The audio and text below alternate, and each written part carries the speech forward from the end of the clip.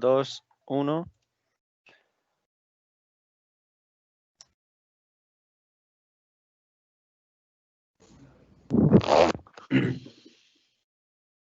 Buenas tardes a todos, bienvenidos. Mi nombre es Miguel Holgado Bolaños, soy el director de la Cátedra de Propiedad Industrial e Intelectual Clark Modet y la Universidad Politécnica de Madrid. Bueno, hoy tenemos el gusto de presentar el informe First Feeling en la Ley de Patentes, un informe conjunto que se ha realizado entre la Oficina Española de Patentes y Marcas y la Cátedra de Clark Modet.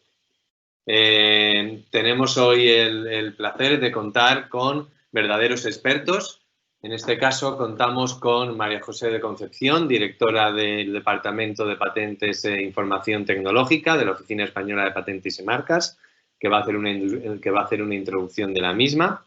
Y también contamos con Raquel San Pedro y Carmen Sánchez Puelles. Muy brevemente, me gustaría hacer mención a los currícula de cada una de ellas. En concreto, María José de Concepción es licenciada en Ciencias Biológicas y diplomada en Ciencias de la Formación del Profesorado de la Universidad Complutense de Madrid.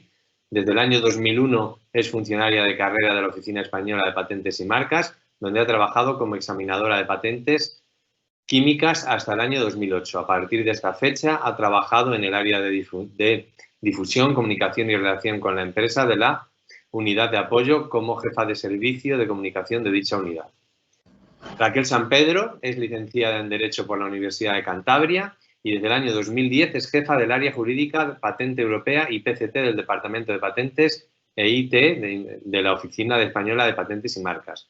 Raquel es miembro del Grupo Español de la Asociación Internacional para la Protección de la Propiedad Industrial y del LES España-Portugal. Asimismo, cuenta numerosas publicaciones de artículos en el ámbito de propiedad intelectual e industrial y colabora en diversos másteres de especialización en propiedad industrial e intelectual. Finalmente, Carmen Sánchez Puelles es licenciada en Derecho por la Universidad Complutense de Madrid y miembro del Ilustre Colegio de Abogados de Madrid. Es consultora de servicios jurídicos de Clark Modet, especializada en el asesoramiento de patentes y marcas en España, con especial enfoque en patente europea con efecto unitario y estrategias de protección, cesión y licencias de derechos de propiedad industrial, actualización de carteras y restablecimiento de derechos de propiedad industrial. También es destacada su intensa labor docente a nivel nacional e internacional en el ámbito de las patentes. Como podéis ver, contamos con una maravillosa introducción y unas maravillosas ponentes que nos van a dar información sobre este informe tan relevante. Así es que paso la palabra a María José de Concepción. Y muchísimas gracias. Muchas gracias, Miguel, por la presentación. Muchas gracias también a todos los asistentes que esta tarde van a compartir con nosotros el lanzamiento, la presentación de este informe fruto de la cooperación que llevamos manteniendo ya desde hace muchos años con la Cátedra de Propiedad Industrial e Intelectual de Clark Modet y la Oficina Española de Patentes y Marcas.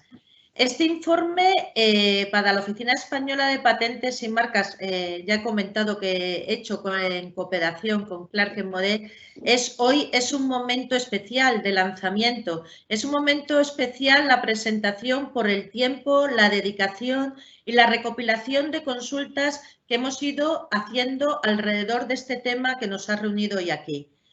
Si todos recordáis, cuando comenzamos con la Ley 24/2015 de 24 de julio de patentes, se introducía un artículo 155, desarrollado después también en el artículo 50 del reglamento. Alrededor de este artículo, yo no sé la cantidad de consultas que hemos recibido a raíz de ello, a raíz de cómo poder solicitar cómo hacer esa primera presentación de una solicitud de patente cuando no se ha reivindicado la prioridad de un depósito anterior en España. Esto ha dado lugar a una casuística extraordinaria, una casuística que en el trabajo pormenorizado y en el trabajo concreto que van a explicar tanto Raquel como Carmen, vamos a intentar desarrollar y dar explicación a algunos de los casos más comunes que se nos ha ido presentando. ¿Qué nos ocurrió? Bueno, pues había una, si cogemos y nos centramos en el artículo 155 de solicitudes en el extranjero de la Ley 24/2015, nos encontramos en comparación con la ley anterior que teníamos de patente, con la Ley 11/86 del 20 de marzo, en que se hace ya una diferenciación entre lo que era el solicitante en la actual ley y el inventor en la ley antigua. Nosotros en este artículo, ¿qué es lo que recogemos? Recogemos que entendemos que una solicitud ha sido realizada en España, bien porque la invención se ha realizado en España o bien porque el solicitante tiene el domicilio, la sede social o la residencia habitual en España. Y entonces, a raíz de eso, presumimos que la invención se ha realizado en España, salvo prueba en contrario. A raíz de todo eso y teniendo en cuenta el mundo en el que vivimos, el mundo globalizado en el que nos encontramos, que también afecta a la propiedad industrial, empezaron a surgir cuestiones como equipos de investigación que trabajan sobre el desarrollo de una primera solicitud de patentes y que son de nacionalidades distintas. ¿Cómo afecta esto a la prohibición? ¿Cómo afecta esto a las consecuencias que tiene de privar de efectos en España a la patente nacional o a la patente en fase nacional que entra después de un procedimiento internacional en el PCT o a la patente europea que ha sido validada en España? ¿Cómo puede afectar? ¿Cómo puede afectar que si en un conjunto de solicitantes nos encontramos con distintas nacionalidades, cómo pueden hacer y quedarse sobre todo tranquilos que a la hora de hacer el depósito, a la hora de presentar esa primera solicitud, luego no van a tener problemas de encontrarse con que han tenido pues efectos que han sido privados por no cumplir con la legislación vigente? Esto es importante. A nivel de patente nacional os he comentado que lo tenemos recogido en el artículo 155, donde también tenemos la autorización que puede hacer la Oficina Española de Patentes y Marcas en el plazo de un mes para poder presentar en el extranjero. Al mismo tiempo, en nuestra legislación también se recoge en los artículos 152 y 163 de la Ley de Patentes las consecuencias que puede tener también para esa PCT en fase nacional y para la patente europea. Realmente, si todos hacemos un poquito de historia y echamos la vista atrás, recordaremos que en la Ley de Patentes anterior, en la Ley 11/86, se recogía también esta prohibición, pero no se recogía las consecuencias que podía tener el no hacer la prioridad, o sea, el no hacer la solicitud en España cuando no se reivindicaba la prioridad de un depósito anterior en España. En la ley sí que se recoge y eso ha sido realmente lo que ha creado tanta polémica, tantas dudas y tantas consultas alrededor de este artículo. La consecuencia, privar de efectos, es importante. Y ya para terminar, sí que me gustaría, antes de dar paso ya a Raquel y a Carmen para que expliquen los detalles de este informe, agradecer también a todos aquellos que por medio de sus consultas, por medio de sus preguntas, nos han ayudado a hacer esta recopilación que hoy presentamos aquí y que yo creo que es la base para un trabajo que siempre puede ser dinámico, porque las casuísticas siempre van más allá de lo que a veces en un momento presentamos y dejamos cerrado. Entonces, muchas gracias principalmente a todos los que hemos participado en la realización de este informe. Muchísimas gracias también a todos los que asistís hoy al seminario y a todos los que habéis hecho posible con vuestras consultas que hoy el informe sea una realidad. Doy paso entonces ya para empezar la explicación del informe a Raquel Sampedro. Hola, buenas tardes. Muchas gracias, María José. Pues bueno, esto es, como se ha dicho, una mera presentación del informe con vamos a dar unas breves pinceladas de en qué consiste el informe. Yo también quería dar las gracias a Clarke Motet por contar con nosotros. La verdad que ha sido un trabajo arduo, ha sido un reto, pero al mismo tiempo ha sido muy estimulante e interesante. Bueno, un poco, pues como comentaba María José, hay que tener en cuenta cuál es la legislación aplicable para saber, teniendo en cuenta esta legislación, cuáles son los diferentes supuestos o casuísticas que se pueden dar y entonces saber en cada caso en concreto dónde se puede presentar la solicitud de patente. Bueno, como decía María José, actualmente contamos con una ley en vigor, la Ley 24/2015, que entró en vigor el 1 de abril de 2017 y que tiene algunas diferencias con la legislación anterior que es importante destacar, ¿no? Como comentaba María José, la primera es eso, que cuando la invención ha sido realizada en España, no se podría, si se presenta la solicitud, cuando se presente la solicitud ante la Oficina Española de Patentes y Marcas, no se podía extender la protección al extranjero antes de transcurridos 2 meses, salvo que la Oficina Española diera autorización expresa. Esto ahora con la nueva ley, ese plazo de 2 meses se ha reducido a 1 mes. ¿Qué pasaba con la anterior legislación? Que se consideraba que la invención había sido realizada en España cuando el inventor o inventores residieran habitualmente en España. Con la nueva legislación se habla de la residencia o el domicilio del solicitante. Esas son las principales diferencias en cuanto a las solicitudes nacionales de patentes. Ahí, a ver. Pero nuestra legislación actual, nuestra legislación también regula las solicitudes de patentes europeas que nos reivindican una prioridad anterior en España. En este caso, bueno, la legislación aquí no ha tenido cambios con la legislación anterior. En el caso de que la invención hubiera sido realizada en España y la solicitud europea no reivindicase una prioridad en España, es obligatorio presentar esa solicitud de patente europea ante la Oficina Española de Patentes y Marcas. Puede ser solicitud de patente europea sin problemas, pero se tiene que presentar obligatoriamente ante la Oficina Española. Y aquí pues, se sigue manteniendo el criterio de que se considera que la invención ha sido realizada en España si el solicitante tuviera su domicilio o sede social en España. Como comentaba María José, una de las novedades de la ley actual es que este artículo 152 establece una sanción al incumplimiento de esa obligación de presentación obligatoria ante la Oficina Española y es que esa patente europea no produciría efectos en España aunque se validase aquí. En cuanto a las solicitudes internacionales PCT, bueno, ya saben que la Oficina Española de Patentes y Marcas actúa como oficina receptora en el marco del PCT. Y en este caso, si una solicitud internacional no reivindica prioridad y la invención objeto de esa solicitud ha sido realizada en España, obligatoriamente también se tendrá que presentar ante la Oficina Española como oficina receptora. Igualmente, el criterio que se utiliza para determinar si la invención ha sido realizada o no en España es el del domicilio del solicitante. Y, como comentaba María José, también se incluye con respecto a la legislación nacional una sanción en el caso de incumplimiento de esta obligación de presentación obligatoria ante la OEPM, que es la falta de efectos de esa solicitud. Ahora bien, hay que tener en cuenta que no solo aplica la legislación nacional, sino que España tiene suscritos convenios internacionales en materia de defensa. Y en materia de defensa, ¿por qué?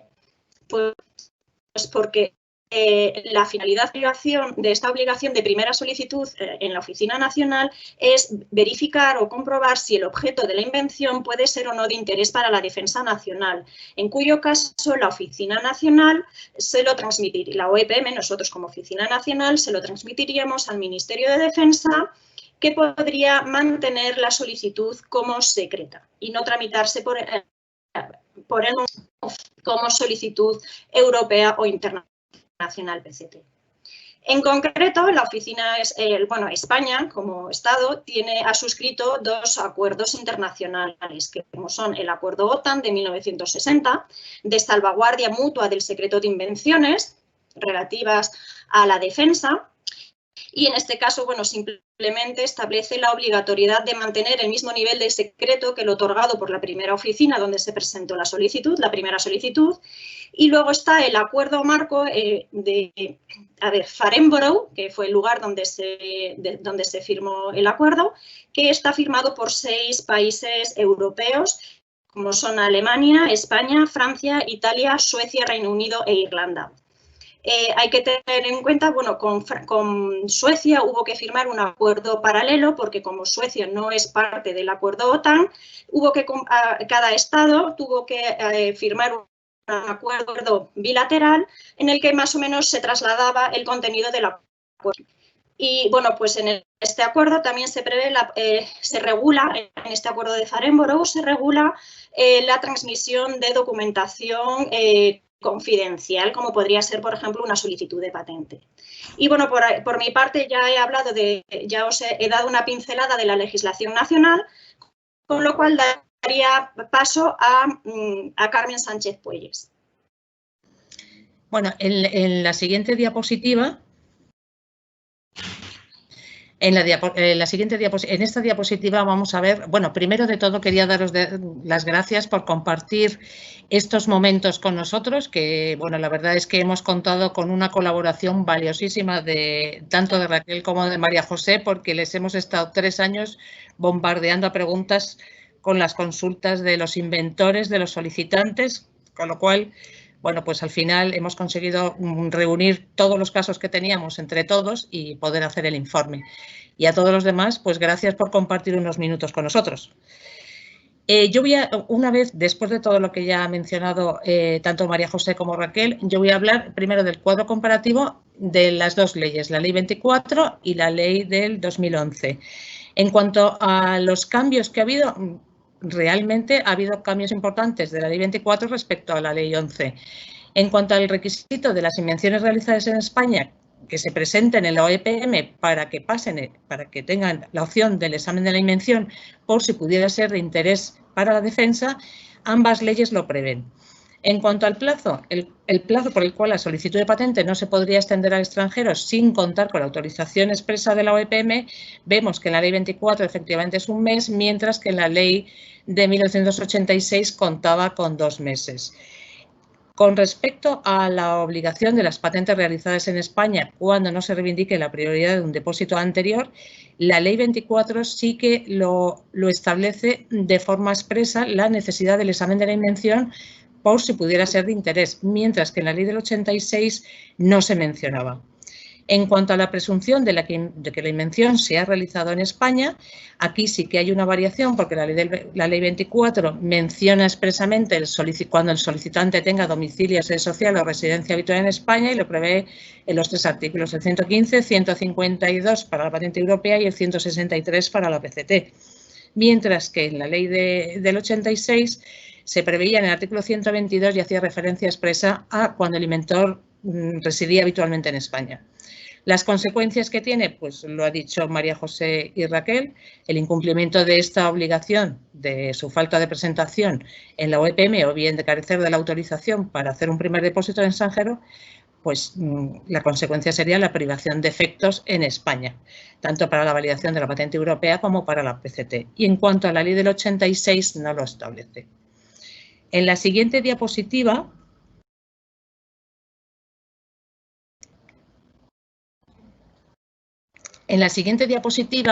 en esta vamos, no, la anterior, la del cuadro resumen, aquí, esta, justo la del resumen. Aquí es un resumen de lo que hemos ido viendo y tenemos las 2 opciones. La primera presentación de patente europea PCT ante la OEPM o bien la posibilidad de pedir una autorización una autorización en la OEPM para hacer ese primer depósito en el extranjero. En cuanto a la primera presentación, los requisitos que debe cumplir, primero que la invención sea realizada en España, que no se reivindique la prioridad y si no se cumple esta obligación en PCT, pues no produciría efectos. En cuanto a que la invención sea realizada en España, como ya habíamos mencionado, que el solicitante tenga el domicilio, sede social o residencia habitual en España, salvo prueba en contrario. Y que no se reivindique prioridad anterior, quiere decir de una solicitud tanto nacional, patente europea o PCT. En la diapositiva siguiente ya vamos a empezar a ver los supuestos que hemos localizado y los que hemos examinado. En esta primera diapositiva de los supuestos, las variables que hemos tenido en cuenta, primero, la reivindicación de prioridad de una patente cuando no se reivindica la prioridad de un depósito anterior hemos tenido en cuenta la situación que se puede dar con el solicitante, la situación que se puede dar con los inventores, como se había mencionado anteriormente, el origen de la invención para presumir si se ha realizado o no en España y la recomendación, si debo llevar a cabo la primera solicitud en la OEPM o disponer de una autorización por la OEPM para llevar a cabo esa primera solicitud en el extranjero. Si podéis ver, la regla más fácil de poder saber si hace falta la autorización o el primer depósito en la OEPM, en realidad es muy fácil, porque si tienes en cuenta que el solicitante tenga su residencia habitual en España, que el inventor resida en España y que los inventores, uno resida en España o en países no aliados, en estos casos sí que habría que pedir la autorización, hacer el primer depósito en la OEPM o bien pedir la autorización. ¿Qué pasa? Que cuando uno reside en países aliados, que residen en España, o cuando están en países aliados, no es necesario, bastaría simplemente con que se hiciera la primera presentación en una oficina nacional de un país firmante de los acuerdos que acaba de mencionar Raquel, OTAN o el acuerdo marco. En la siguiente diapositiva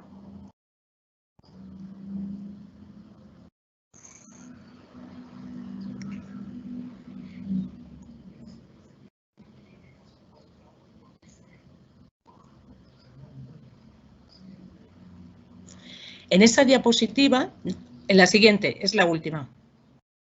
En esta diapositiva lo vamos a hacer al contrario. Aquí las variables que vamos a tener es cuando el solicitante tenga el domicilio, sede social o residencia habitual en el extranjero y para el caso de que tenga el solicitante, cuando por ejemplo en una cotitularidad tenga el domicilio, sede social, residencia habitual en España y haya solicitantes extranjeros. Aquí también la regla para saber si debe presentar en la OEPM primero o pedir autorización, también es muy fácil. Si nos fijamos en los inventores, cuando los inventores tengan la residencia en España, cuando haya residentes en España y en países no aliados, acordaros que países no aliados, o bien uno residen en países aliados y otros en países no aliados, en estos tres casos sí que habría que pedir o bien presentar el primer depósito en la OEPM o bien pedir autorización en la OEPM. En el único caso que no sería necesario es cuando residen en España y en países aliados. En este caso exactamente igual, no hace falta autorización y habría que presentar en la oficina de patentes de un país firmante de uno de los dos acuerdos que hemos mencionado. Y con esto doy paso a María José para el cierre del webinar y muchísimas gracias a todos por vuestra atención y espero volver otra vez a veros y conectarnos en próximos webinars. Muchísimas gracias. Bueno, pues muchas gracias Raquel y Carmen. Vamos, yo particularmente creo que habéis dado mucha luz a la mayor parte de las consultas que hemos ido recopilando durante este tiempo. No nos habéis acribillado a preguntas, Carmen. Siempre para nosotros, para la oficina, es una suerte poder contar con nuestros socios, con los que vamos de la mano para que la propiedad industrial sea cada vez más conocida en España, cada vez fomentemos más la educación en propiedad industrial de nuestros usuarios y la defensa de los derechos así protegidos en ese conocimiento, con lo cual para nosotros como Administración Pública es un privilegio poder contar con todos los colaboradores que tenemos y con los que sabemos que día a día pues vamos haciendo que realmente el lugar de la propiedad industrial en España para conseguir esa educación en derechos de propiedad industrial, para conseguir ese reconocimiento y ese conocimiento del talento y ese reconocimiento del talento pues sea una realidad. Así que nosotros estamos muy agradecidos a todas esas preguntas que al final han dado su fruto y al final el fruto es el informe que estamos aquí presentando. De todas maneras, se va a habilitar también un correo para que todas las dudas que hayan podido surgir o que os puedan surgir a la vista del informe y cuando lo estéis leyendo detenidamente nos las podáis hacer llegar y podamos dar respuestas a ellas. Os he comentado al principio que esto sería, igual que el first filing, el primer momento, pues también os diría que a lo mejor habría que hacer la edición 2, la edición tercera, no sabemos cuántas, porque ya os digo que muchas veces las casuísticas que nos vamos encontrando necesitan ser recopiladas y estos documentos, si tienen algo bueno, es que son documentos dinámicos, documentos activos que tienen que seguir creciendo. Así que mi agradecimiento a todos los asistentes al seminario y espero que, bueno, dentro de un tiempo, dentro de la normalidad, volvamos a coincidir en estos webinars donde la propiedad industrial se hace foco en el horario de nuestras vidas, ahora con una normalidad distinta, pero que sabemos sacarle hueco para ello. Muchas gracias a todos por vuestra asistencia y buenas tardes.